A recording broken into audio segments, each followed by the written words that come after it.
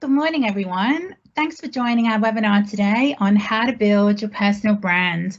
My name is Zoe Gell and I'm Marketing Manager at CCIQ. Thank you very much to Brisbane Business Hub, By Ninja and Rebecca Taylor Photography for working with us to make this event possible today. I would like to acknowledge the traditional custodians of the lands across Queensland and on which this meeting is taking place today. I pay deep respects to all elders, past, present, and emerging. The personal brand is the perception that you create as an individual to others based on your skills, your experiences, goals, and overall presentation. All of those things I just mentioned can greatly impact the way that people perceive you as a person and can often mean the difference between being taken seriously as a professional or not. So to help you build a strong and compelling personal brand, we've invited our two speakers today, Kathleen Casford, founder and creative overlord at By Ninja, and Rebecca Taylor, business founder at Rebecca Taylor Photography. So before we get started and I introduce them properly, I'd like to just provide you a little bit of information about CCIQ. So CCIQ is the voice for Queensland business through advocacy and everyday business support services for our members. We advocate on behalf of Queensland business to keep their interests front and centre in government policy decision making. And we offer a range of business support services for our members, including HR and industrial relations services, permanent and temporary export support, regional certifying body for skilled overseas workers visas. Let's have a look. Additionally, we offer free services for Queensland businesses, such as we have a program called EcoBiz, which helps businesses save money on water, energy and waste bills and reduce carbon footprint. We've got Cyber Health, which is a free cybersecurity program, which gives you a range of free educational resources and free assessment tools to help secure your business. And then we also have employment assistance services. With our HR membership, members have access to our HR helpline, a number of consultancy services around, we can help with unfair dismissal claims, and we also have lots of email updates and templates that you get access to as a member. So for more information about CCIQ, please scan the QR code on the screen. But let's get started.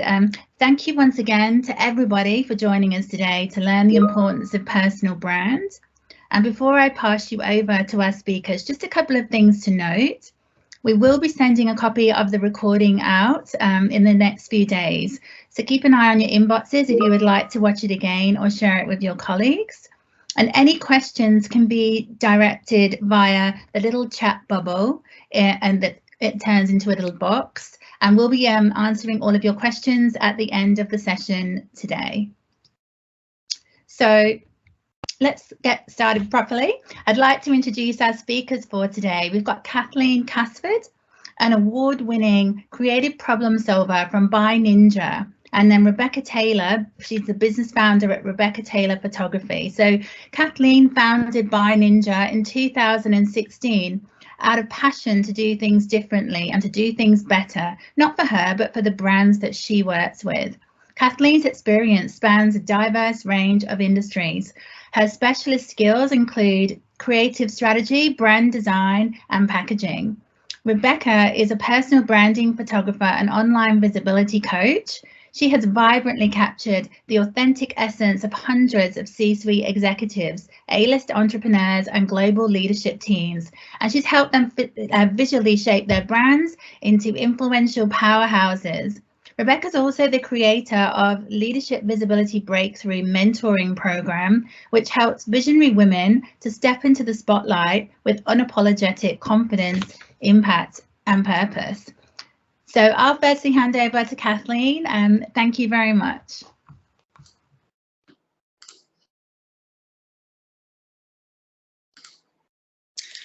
Good morning, everyone. Today I live and work on the lands of the Turrbal and Yagara peoples, the traditional custodians of the lands and the waters of the Brisbane area. I pay my deepest respect to their elders, past, present, and emerging. As Zoe said, I'm Kathleen. I'm an award-winning brand creator, founder, and the creative overlord of By Ninja. At By Ninja, we connect good businesses to their customers, and we help them grow through strategic and thoughtful experiences. We've helped makers of luxury goods, services, and spaces all around the world achieve incredible results, from triple-digit growth in just 9 months to doubling checkout value and revenue, increasing customer retention and absolutely smashing retail goals, and even international and royal brand recognition. Oh, sorry guys. Yep. So today I'd like to share with you some of what I know about branding, specifically in the context of personal branding. So I thought we'd start with the basics, and I guess that's answering the question, what is branding exactly? In the words of Jeff Bezos, your brand is what other people say about you when you're not in the room. Your brand is more than just how you look, it's the telling of your story. It's what you have to say and how you say it. It's your attitude, what you believe in, how you conduct yourself, and how you make other people feel. But most importantly, it's what differentiates you from every other person. Your personal brand is the collective impression that you leave upon other people. And it's made up of a combination of direct and indirect experiences.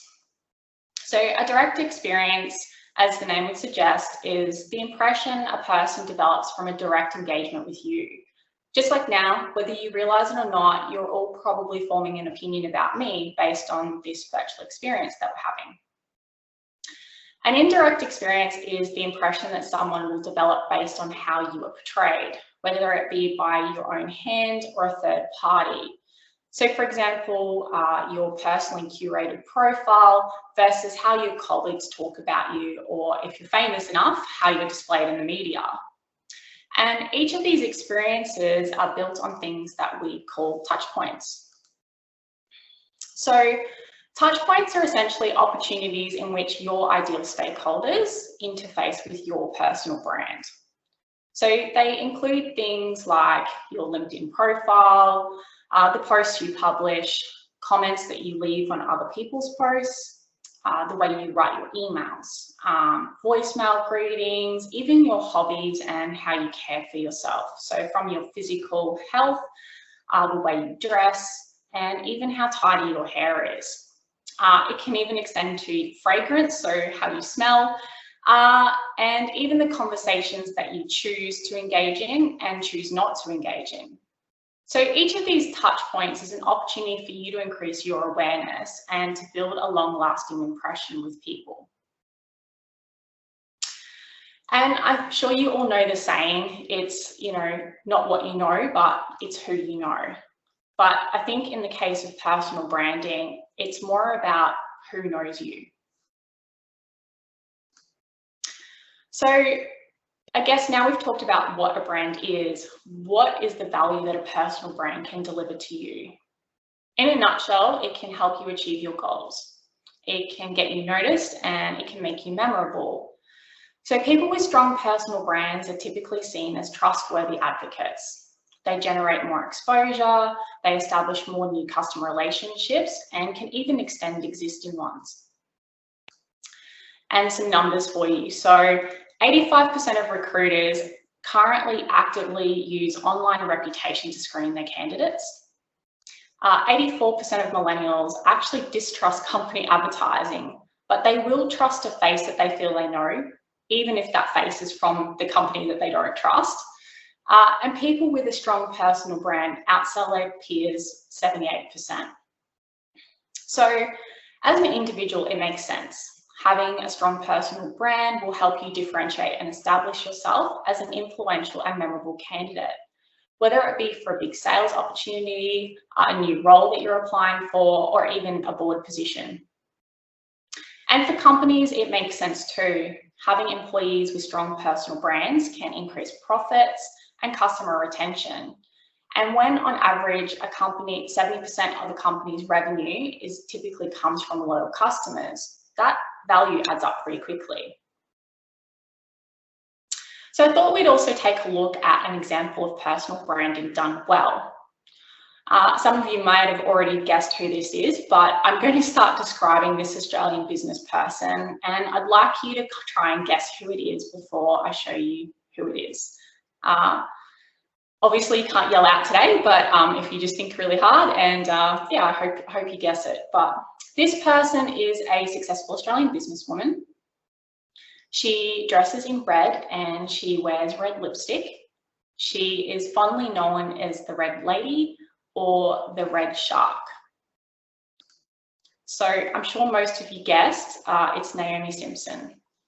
She founded Red Balloon, and she later went on to found the Big Red Group, which now owns almost every experience brand in Australia and New Zealand.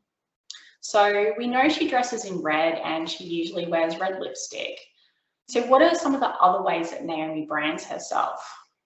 So her hair, for example, it changes slightly, but over the last 10 years, it's been consistently a similar color and style. In photos, she's typically smiling and seems warm and inviting. Even in this picture here, where it's not a pronounced smile, she's still very friendly. In appearances, she's friendly, approachable, and positive. Even on Shark Tank, when she's being quite aggressively challenged, she maintains a really approachable and positive demeanor. She actively presents helpful content from Q&As to masterclasses, and is very active and open about sharing what she's learned, which makes herself really accessible and approachable to everyday people. And what about how she's portrayed by others? Well, it all lines up because every action she takes is purposeful and it's all consistent.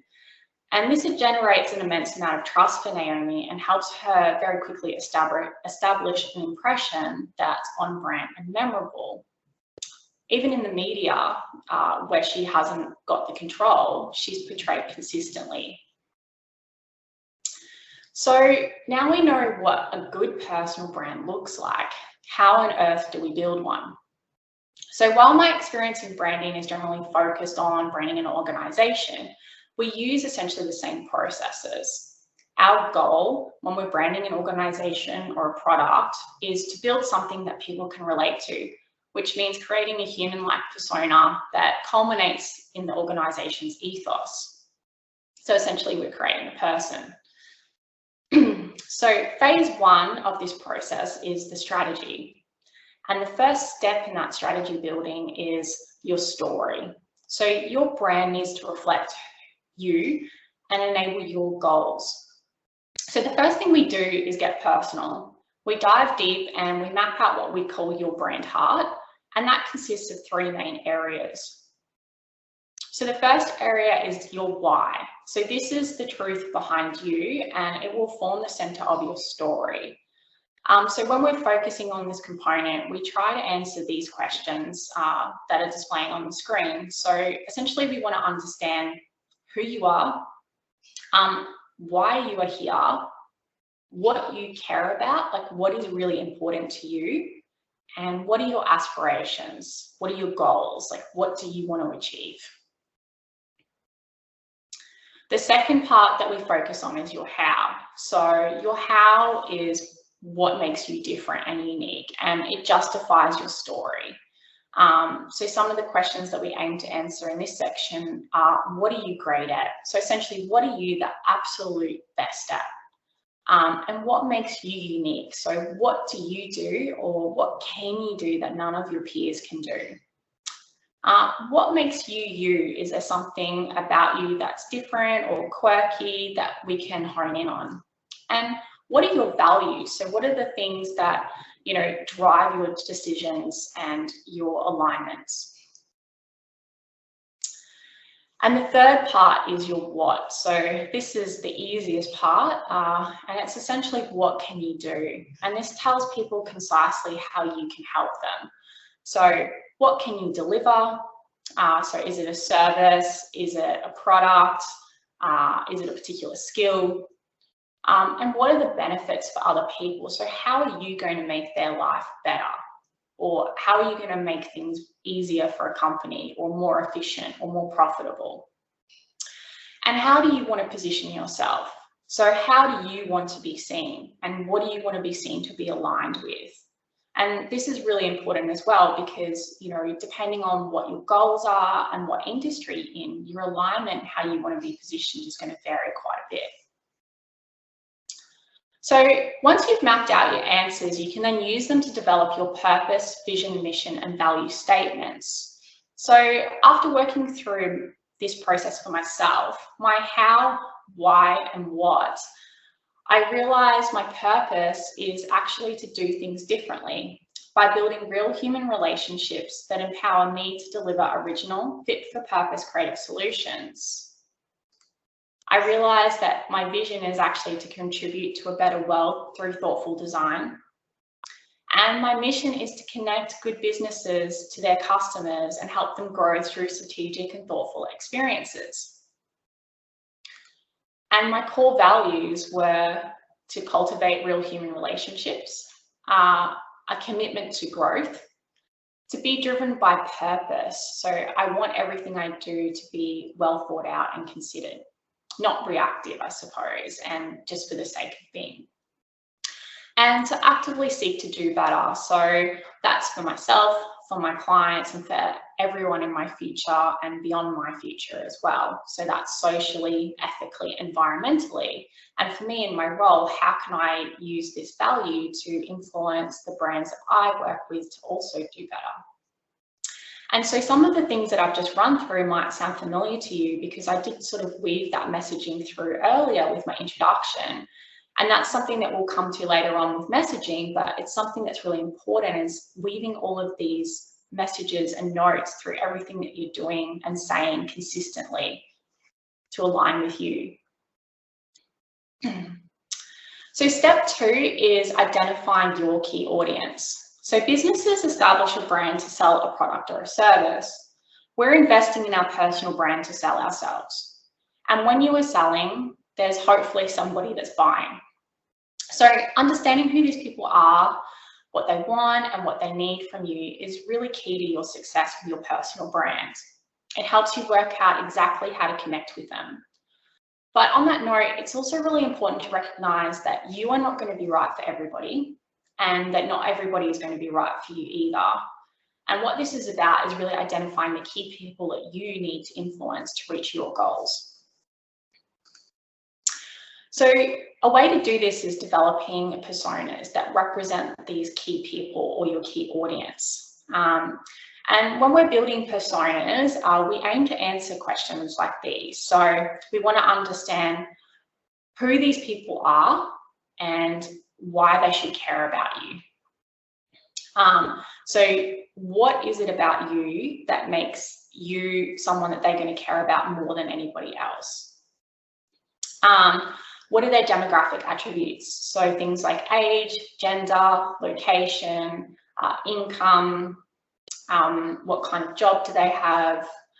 We want to understand their psychographic attributes as well. So what are their attitudes, beliefs, and what are their values? And values, again, is a really strong one, because how do we find those values that people have that we can align with our values? What motivates them to take action, make decisions, and who or what influences them, again, to make a choice or take action.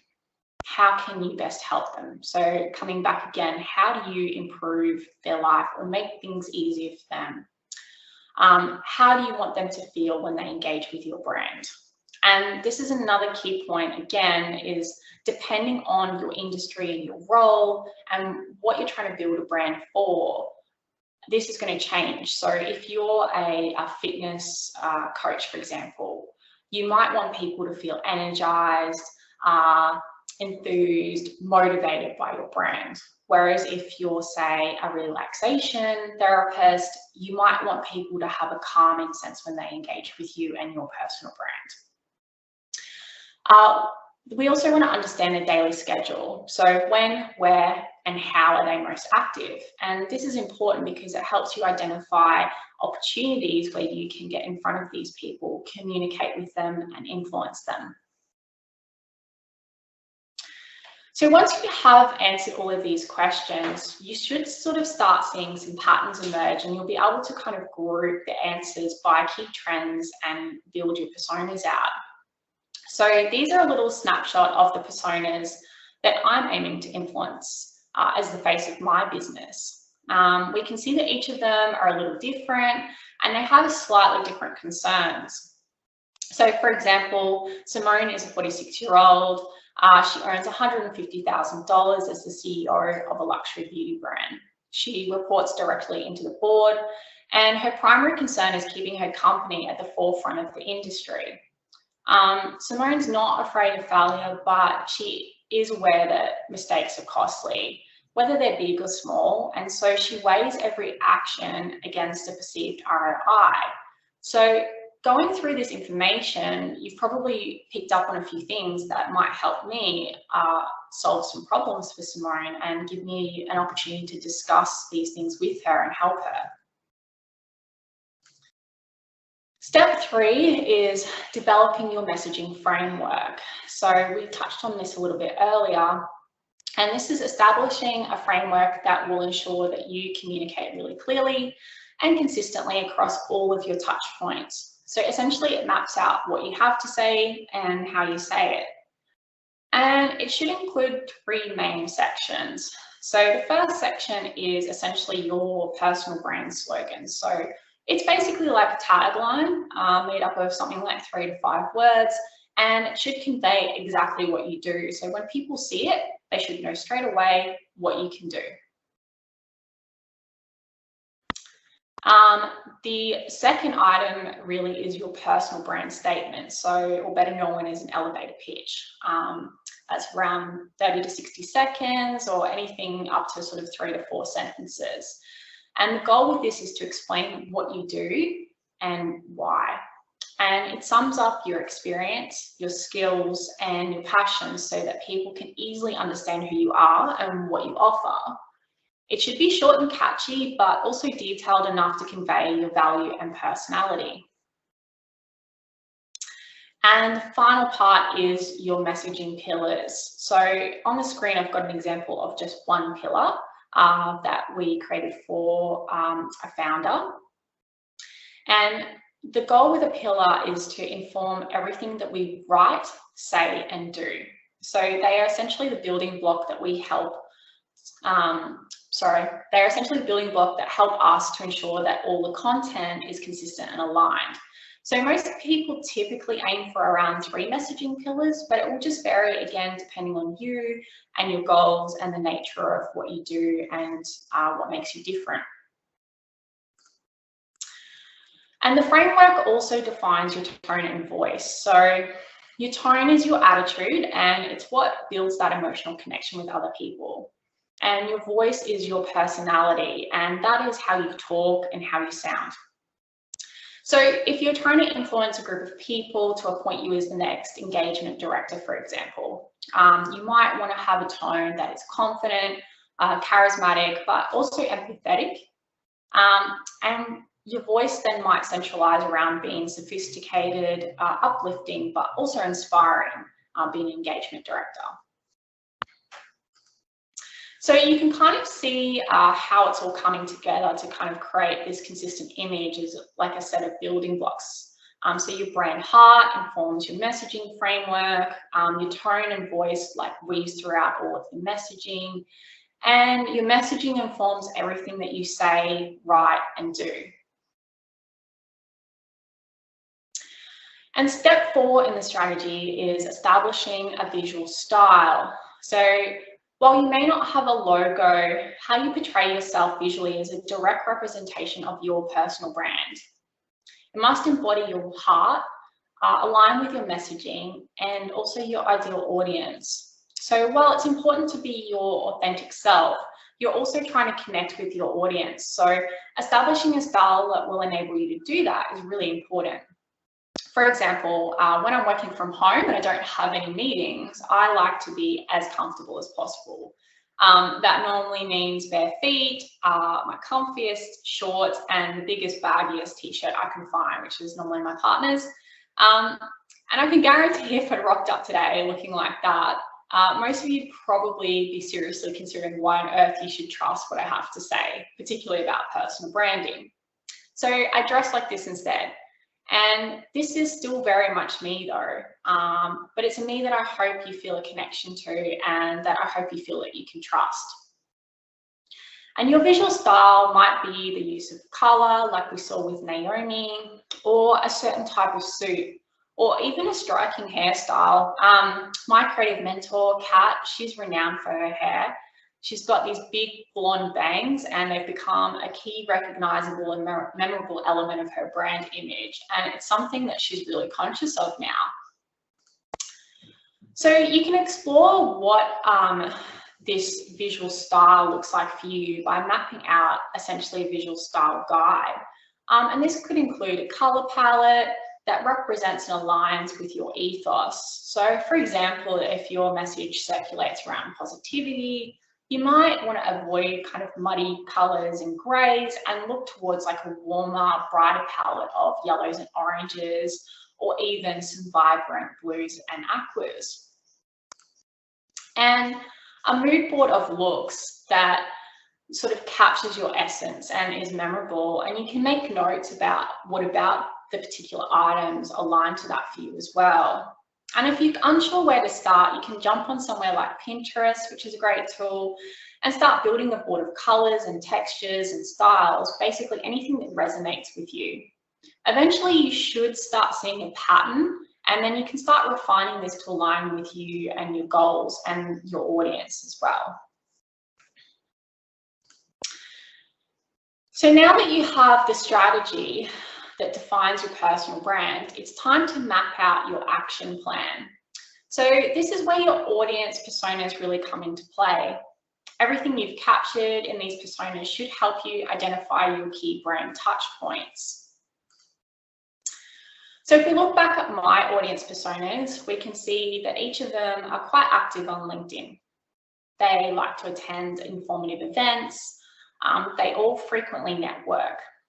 So some of my key touch points to streamline how I'm approaching these people and influencing these people and reaching them could be things like building a comprehensive and on-brand LinkedIn profile, regularly posting insightful content on LinkedIn, things that provide examples of how we've addressed, their concerns for other people, regularly attending and contributing to online articles and forums, attending and speaking at events that these people are likely to attend. So like today, for example.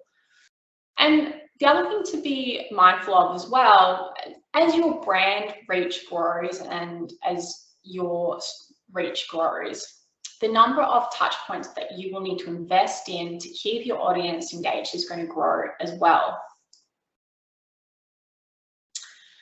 And I do know that it can be a bumpy journey, particularly if you are new to the world of personal branding and branding in general. There's lots of resources that you can tap into. And here are just three that I found that I think are really great resources. And I'm happy to share the links to these later on. The Personal Brand Workbook is a free resource that was created by PwC. It's a comprehensive PDF workbook that you can download and work through at your own pace, and it's filled with lots of really great tips to help you on your way as well. Canva's Guide to Personal Branding is an article that steps you through how to build your personal brand, which is also really helpful too. And a personal favourite of mine is Alina Wheeler's Designing Brand Identity book, which is more specific to organisational and product branding, and is essentially a textbook guide for us branding nerds, but it provides a really detailed insight into the reach and potential and value of branding. And of course, you can also engage a branding expert to help you on your personal branding journey too. But if there are two things that I can leave you with today, number one is consistency equals trust. There is absolutely no shortcut to this. It's about consistency across all things to show people that you are who you say you are, that you mean what you say, and that you keep your commitments. This is what's going to build your integrity, and it's what's going to build their trust in you, and it's going to build your reputation and the recognition of your personal brand. And finally, at the very least, you need an on-brand LinkedIn profile. The world is digital now. So it's incredibly important that you have a digital presence, and LinkedIn, at the very least, is where you need to be. So give yourself a standout headline. So not anything generic, something that is unique to you and what you do. So for example, your tagline. Complete it properly and thoroughly. That means incorporating your position statement and weaving your messaging throughout your entire profile, your tone of voice, and all of your values and points. And you can do that through your work history as well, making notes about how you added value to those workplaces. Incorporate relevant searchable keywords that mirror what you are searching for so that you come up in searches really easily, which will make you easier to find for people. And write in first person, please. You want to build a direct connection with your reader. So you want it to sort of be like a conversation with them. Include only what is relevant. So yes, be transparent, but just include what's relevant to where you're trying to go, and be active. So that's, posting, even if it's only once or twice a week, just be consistent, commenting on other posts. It doesn't always have to be, directly value adding. It could just be agreeing or congratulating people. Liking, reacting, sharing. These are all great ways to be active without having to put in an enormous amount of effort. And you can also look at creating articles regularly as well, where you're contributing and value adding to the community. And last but not least, use a professional headshot that reflects your brand. Thank you.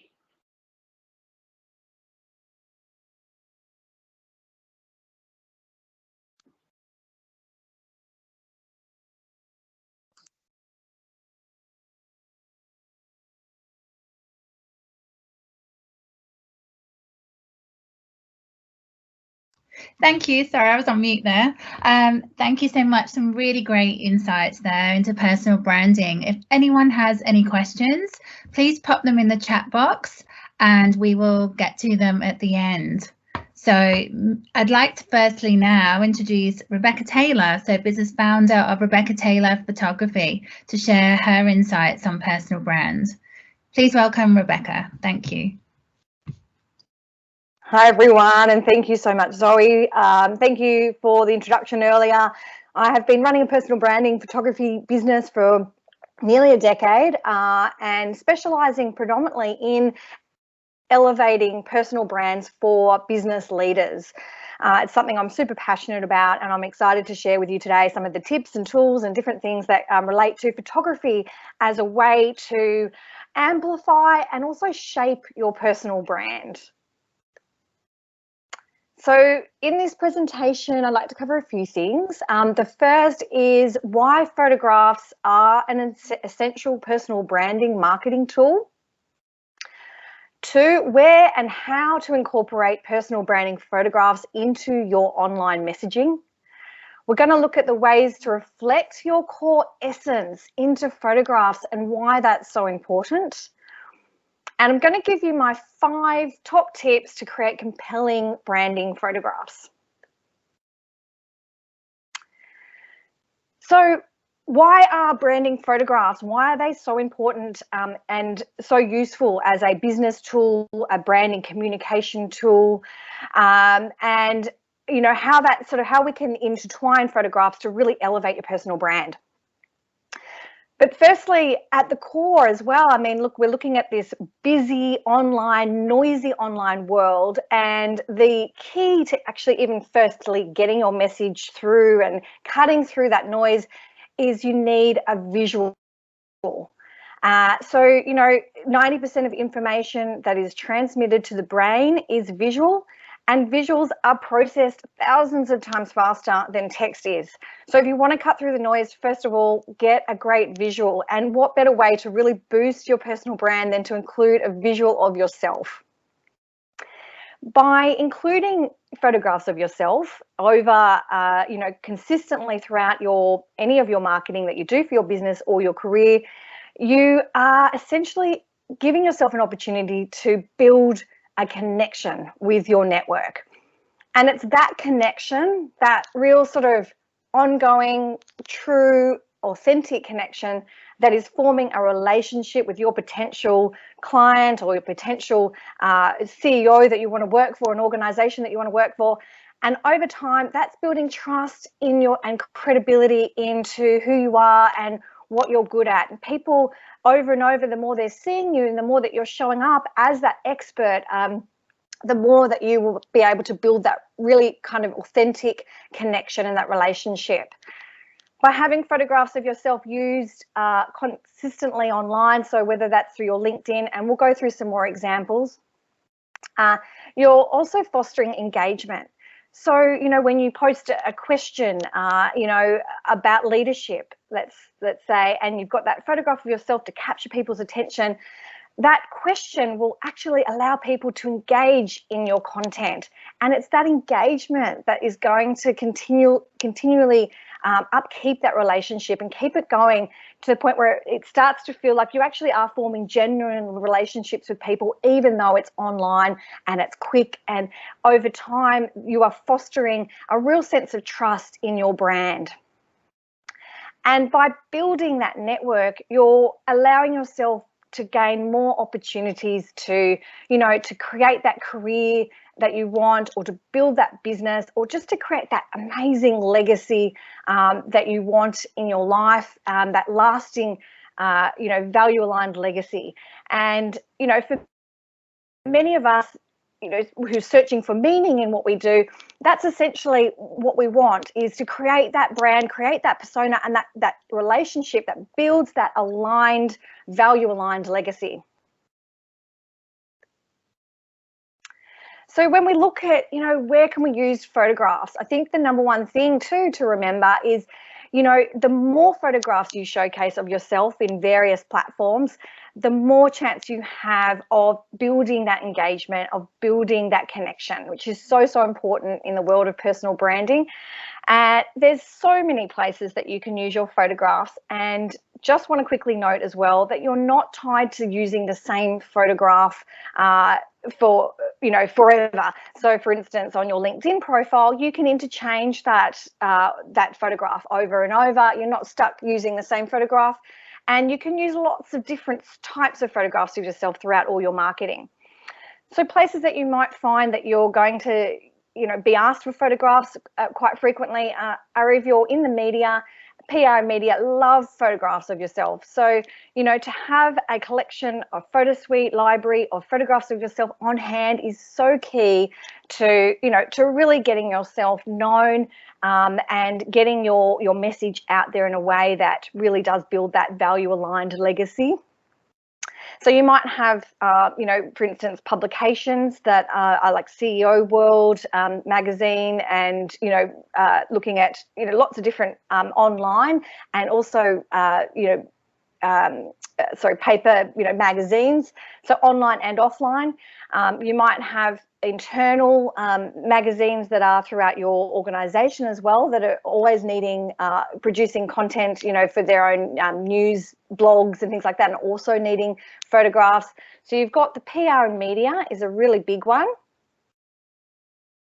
And then you've also got your own spaces. So things like your website is so important to have lots of photographs of you scattered throughout your website, and not just on your about page. Your website has a great opportunity to even have your photograph of yourself on your banner. So even on your homepage, as you can see in the example there, that's a great real estate that, can really draw people's attention to you and actually allow, again, to build that connection.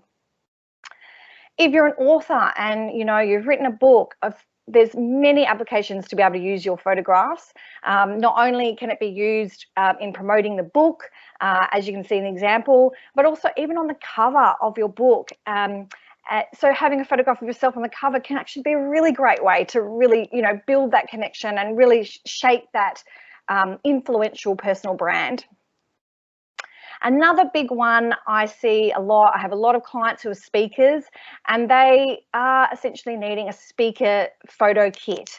So quite often we'll do sort of a mock style speaking photography session where they are talking in front of the camera, off to the side, to give another side, to showcase another side of them, to showcase, potential speaking organizations, what it would feel like, what if you were to hire that person as a speaker, that give that organization a sense of actually how you would present yourself.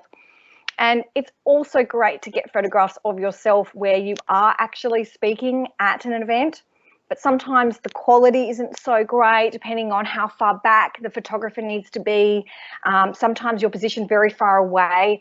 So it actually does really help to have some more posed, if you like, staged photographs of yourself in a studio. And that's something that I offer and my clients really love. Some other really prominent areas to use your photographs are things like your LinkedIn. So of course, you've got your main profile LinkedIn spot to put your photograph, which is the key area, and it's a great way to keep reinforcing your personal brand and show up visually to connect people with your messaging. But that professional photograph of yourself is so key to actually show that you're a serious player in your industry. If you want to be taken seriously for the work that you do and the career path that you're on, you need to show up with that sense of like you're committed to this. And what better way than a professional photograph? And don't forget also looking at your LinkedIn banner. So that's an area a lot of people do forget about, but it's a really, again, great real estate to show up and share. Maybe your website address can be added in there. Your name can be reinforced. Another photograph of you can go on there as well to, again, show the layers of yourself. And of course, you've got LinkedIn articles. So, even in the example in here on this slide, you can see my client Anne. She's in the leadership space. She's talking about mission and what her mission is, and what great way to tie in the text with a photograph of her to showcase again the layers of herself and give context to that visual by overlaying text. So it's a really kind of nifty way of being able to include your photographs throughout all your marketing. And of course, you've got Facebook, Instagram, Twitter as other key areas to use your photographs, again, to build that brand. My client here, Nicole, she has a podcast, and this is one of the tiles that she uses for her podcast to promote the podcast, so all over her social media. Again, laying text over the top, including brand, and just reinforcing that brand, reinforcing the layers of her, and showing up as that friendly, authentic expression. So, photography is so powerful and it can be used in so many different ways. One thing I do really want to make a big point about is that there is no one set way to dive into this whole personal branding world. There is no one path that you must follow. It really is an individual experience. And so it's very important that we always stay on path to who we are. And that's what I love about the world of personal branding, is it gives you an opportunity to tap into, again, who you are at the core, like what is driving you, what motivates you, who do you want to serve, all those aspects that Kathleen went over in her presentation that are so important, because really what you want in your career and in your business is to shape a path for yourself that aligns with who you are, that aligns with your values. You know, this is the way that you will create not only a sustainable career or business, but a highly profitable one too, because you are attracting people into your business or your career. You're attracting opportunities that are only going to allow you to serve at your highest level and are going to allow you to be lit up by what you do. And it's that energy that's going to attract the right people in.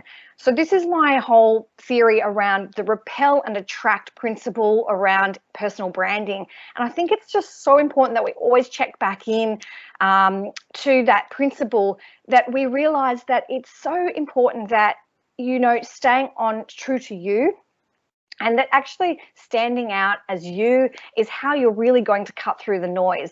Your uniqueness is what's going to make you stand out, and it's going to draw the right opportunities, the opportunities that light you up, that allow you to sustain the career or business that you're in, and then drive a highly successful business or career.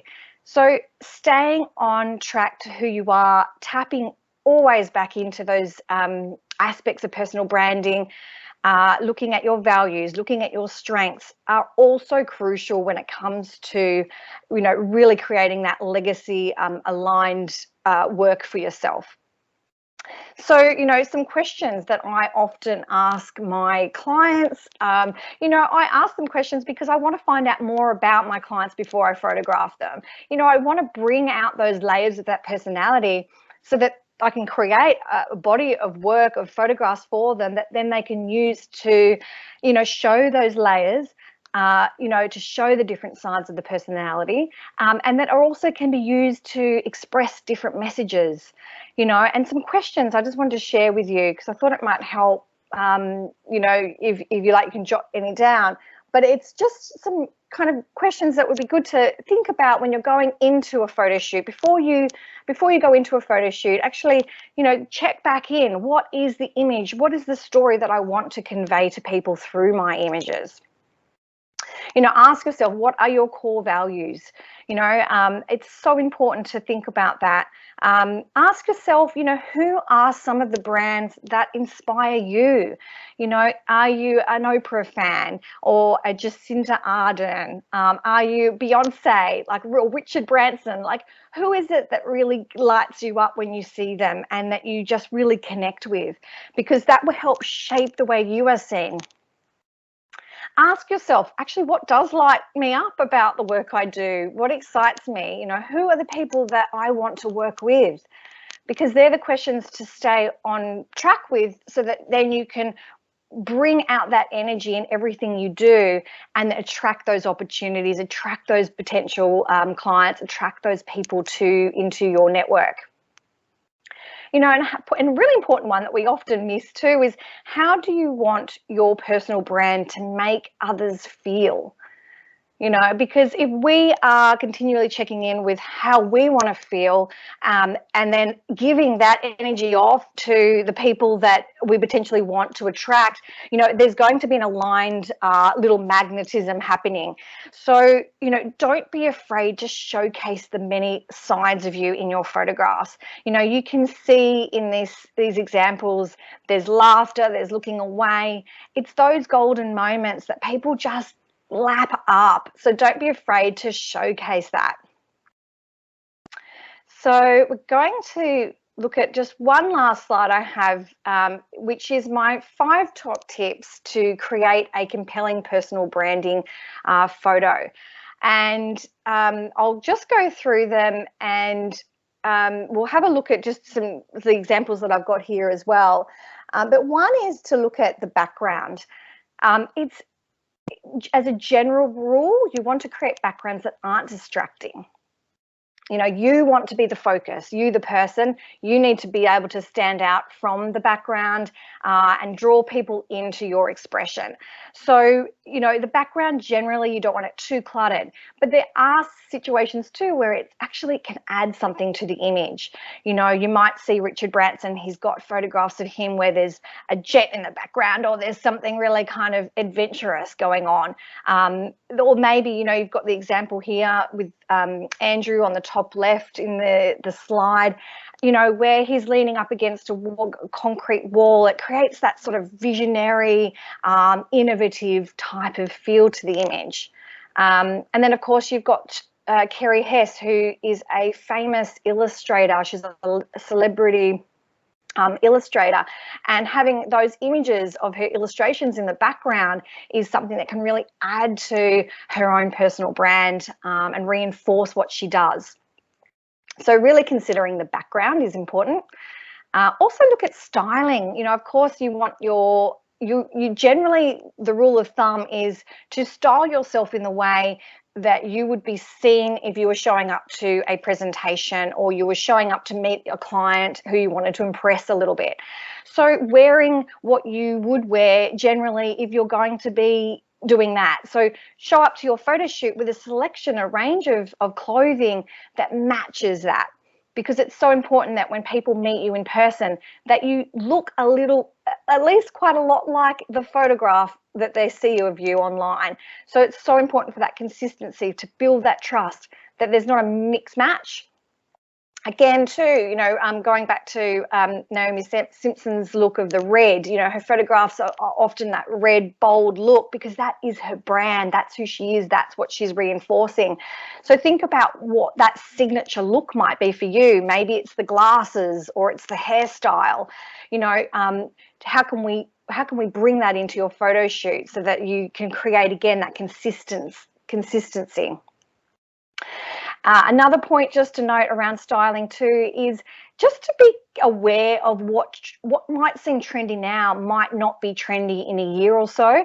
So, you know, that great funky jacket that, you know, that was once on, you know, on point, that tweed look might have been great last year, but in a year's time, it's actually not that on trend. So you almost want to just be a little bit aware of trends and not bringing too much of what is a statement trend piece into your photo shoot. Ultimately, you want to build connection. So, you know, allowing yourself to feel comfortable in front of the camera, you know, bringing yourself into that feeling of feeling good, of feeling empowered, and then that will bring that connection back into the image. So it's not just like a dull, lifeless look. And it helps if you have a photographer, of course, that can help draw out that in you and bring out that strong connection between you and the camera.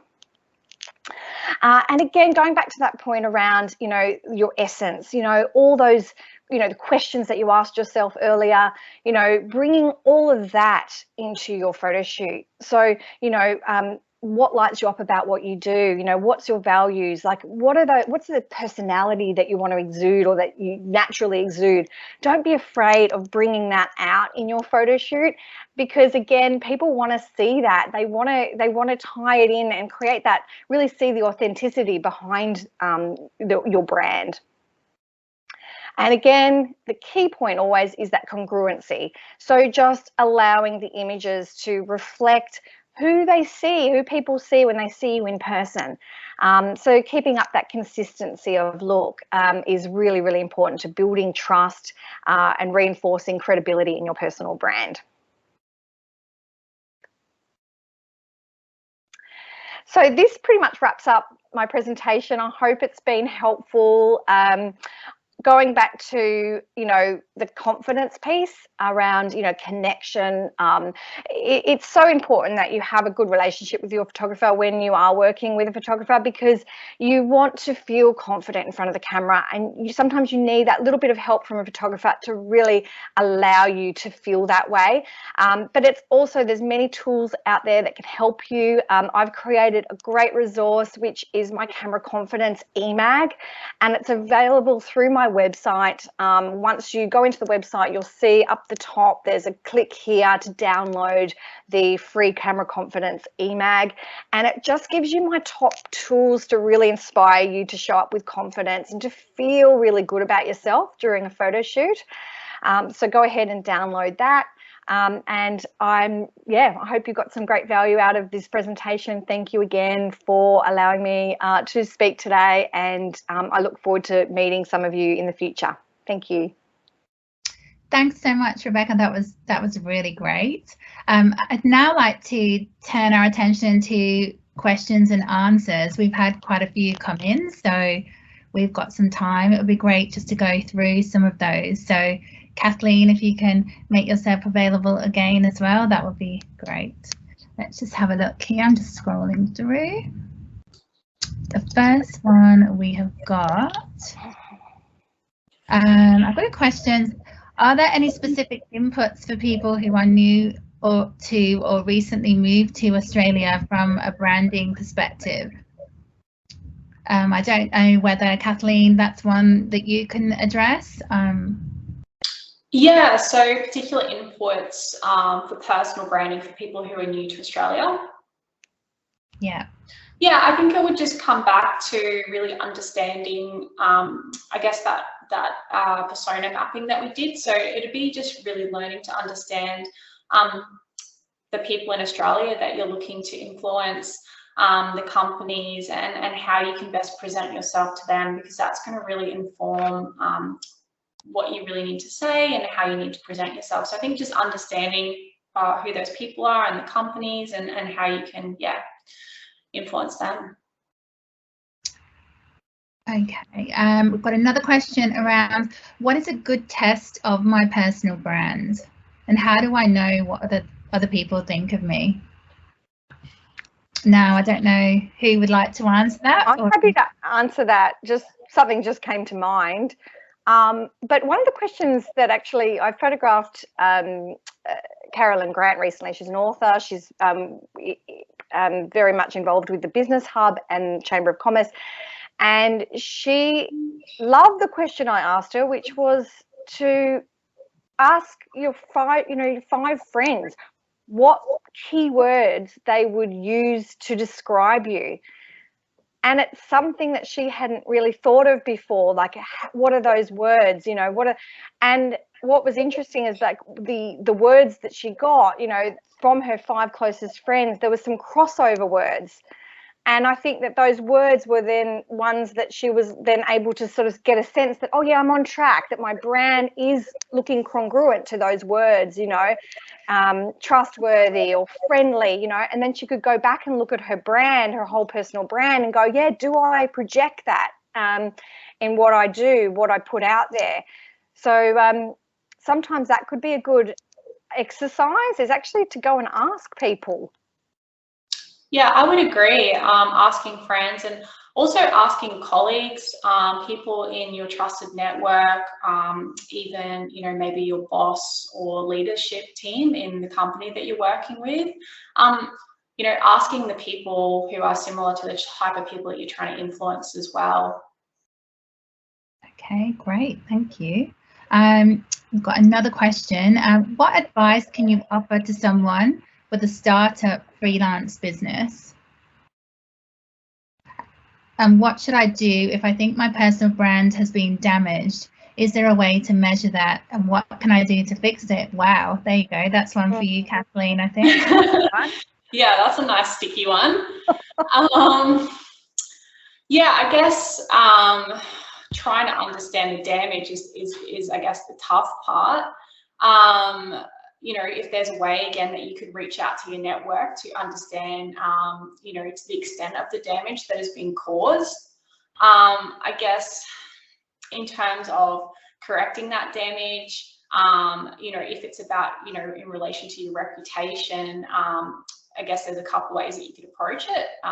One is a rebrand. And 2 is, I guess, running a campaign that helps actually, present your side of the story. So if, what has led to the damage of your brand reputation is inaccurate, how you can actually go about, I guess, promoting the good things that you've been doing to counter what that is, and really, I guess, educating and informing people. But yeah, I guess first it's trying to reach out to everyone who you trust and understanding the reach of that damage. And then I guess, yeah, trying to fix it either through the rebrand or communication strategy. Okay. I have a question around colour. what are there any no-nos for color in terms of from a photography or brand perspective? Any colors that I know that Rebecca, you referred to looking at things that aren't out of fashion, but are there colors that we should really avoid with photography? Yeah, the funny one actually has been white. The sort of the old school mentality was always that white washes people out, washes your skin out, and so for a long time people avoided white. And I still get that coming up when I have conversations with people about what to bring. And actually, I completely disagree with it. And white actually right now is it's very fresh, very contemporary. So I actually encourage people to always bring something white right now to their branding photo shoot. There's not necessarily, I don't think, a guide that says do not wear that to a photo shoot, you know, that color. But generally, I do steer away from like really bright colors unless that is part of your brand, you know, unless you want that to be, you create this like fun, energetic sort of brand. Then yes, bring bright. But generally speaking, I say avoid bright oranges, bright yellows, you know, bright lime greens, like just anything fluoro, you know, like literally. So that would be my tip, is to stay away from the super bright. Yeah, and I think actually, if I can just add on to the back of that, patterns. I'm sure you the optical illusion that some patterns can create. So fine pinstripes can sometimes create a moire effect, which is really challenging to overcome, particularly in digital space, because depending on the resolution of your screen, it may or may not be really quite prominent. So yeah, just thinking about that and chatting with your photographer, they'll be able to give you tips on what to wear. And also, I think the way that patterns can interfere as well with the overall branding. So, you know, how it's going to be applied, that photograph onto the website, or how it's going to look when it's tied in with other documents that are being put together. Sometimes, you know, for a safer option, going with more plain solid block colors is going to be the safer option, and it's not going to distract away from the overall essence that you want to bring out in the person. Great, thank you. I would definitely bear that in mind for myself as well. So I've got another question here. One more question: how to connect on LinkedIn to a prospective customer contact? Can LinkedIn profile help to do some research on the person before reaching out to them? If yes, what are the real touch points about connecting on LinkedIn to help get to know the person better? Yeah, so personally, before I reach out to anyone, I do a fair amount of stalking. So I will look at their LinkedIn profile. I will do a general Google search on the people, and I'll try and gather as much information as possible. If you are talking about reaching out to someone on LinkedIn directly, you know, putting a note with your connection request.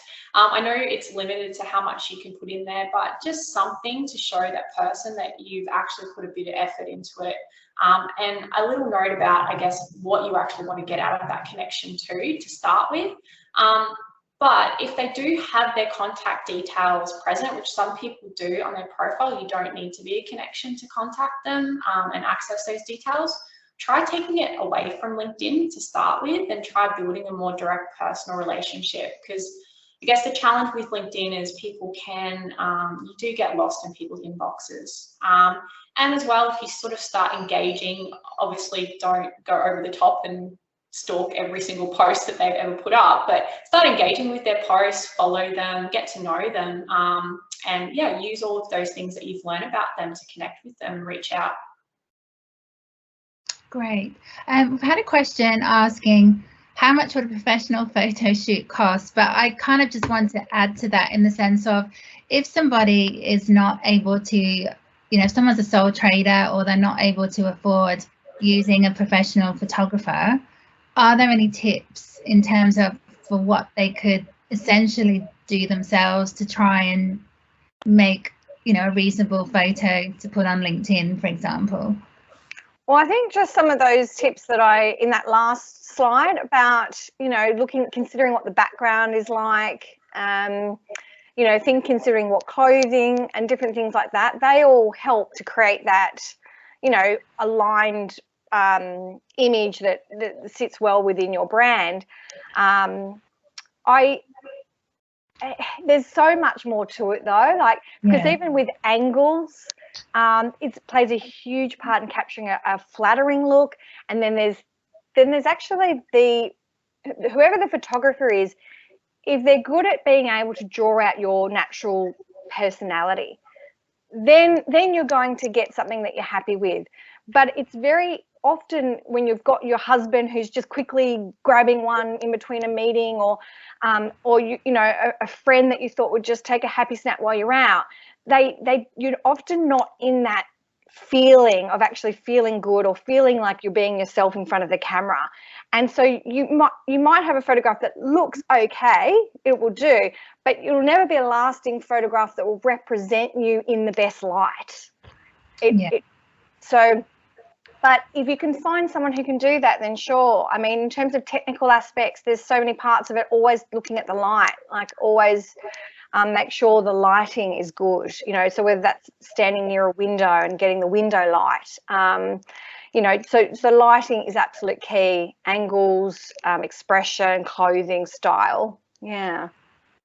Okay.